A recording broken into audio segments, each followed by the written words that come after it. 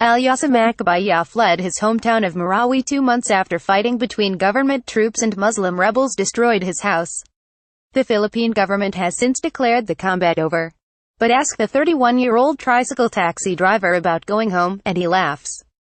So do half a dozen other former neighbors standing around him at an evacuation shelter in the city of Cagayan de Oro, 2 hours away from their homes. Most of them say they can't safely return. The threat of violence still hangs over Marawi, where reconstruction has barely started. Nor do they have to go. The mayor of Cagayan de Oro decided to let the evacuees stay and has offered them an unusually broad array of services. We are not driving them from the city. They can stay as long as they want. Mayor Oscar Moreno said, "Who knows, maybe some will settle down here." His decision is remarkable for a couple of reasons.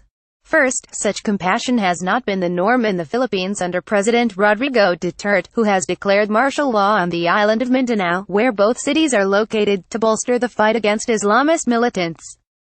Second, the evacuees are overwhelmingly Muslim, and Cagayan de Oro, an industrial and agribusiness transport hub of 675,000, is a predominantly Christian town. "We are in the same boat together," Moreno said.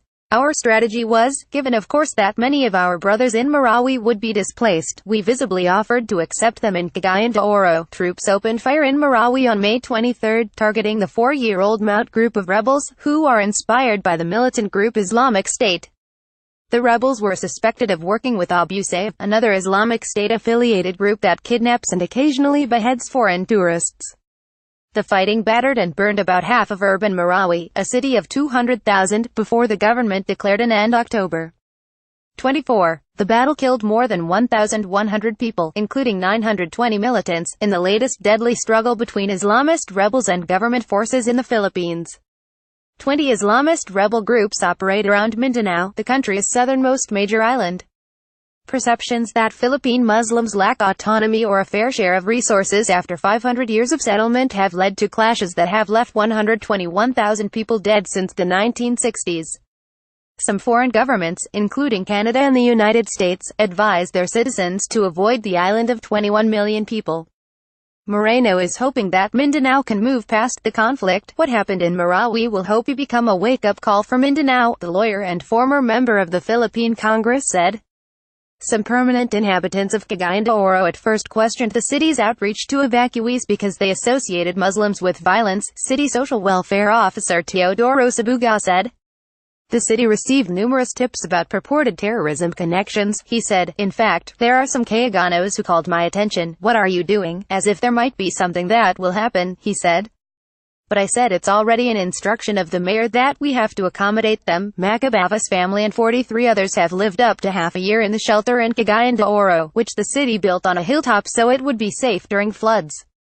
The city provides 3 halal meals a day and $4 in daily spending money. Evacuees can use a prayer room, as well as volleyball and basketball courts just off-site. Their children may legally attend public schools in the host city, and a few of the displaced now work, selling goods in a local market. "My house is destroyed and I have no place to live," Macabaya said one weekday afternoon after a volleyball workout. He described shelter life as happy. 8 families from the evacuation shelter had returned to parts of Marawi as of mid-November after government security advisors declared their neighborhoods safe. However, most of the 19,000 people who reached Cagayan de Oro still live there with extended family. The city has offered them temporary ID cards, spaces for their children in public schools and in some cases resettlement in the shelter when family living didn't work out. Aid is flowing in.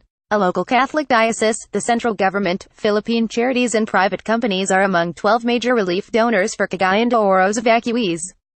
One shelter resident, Amande Amla, 28, who has passed the months playing chess and volleyball, praised the effort. The donors, he said, didn't miss any assistance. At International School Cagayan de Oro, students and teachers are organizing a year-end holiday party for as many as 400 displaced children. The high school students have massed enough donated clothes and toys for those children to fill a classroom, school president Rona Canoy said. Still, a lot of children from Marawi avoid Cagayan de Oro schools because of fear of bullying, she said. Shelter life can be trying. At least 2 families live in each room, all on foam mats. Larger rooms accommodate 5 families, who use laundry lines as privacy barriers. One woman was raising a 3-month-old baby in a room for 10, but evacuees are staying in Cagayan de Oro largely to learn how the central government budget secretary will allocate $392 million for rebuilding Marawi as pledged through 2019. That amount is less than half the total estimated cost. At least 3 other locations also have accepted some of the estimated 364,000 evacuees from Marawi and its outskirts.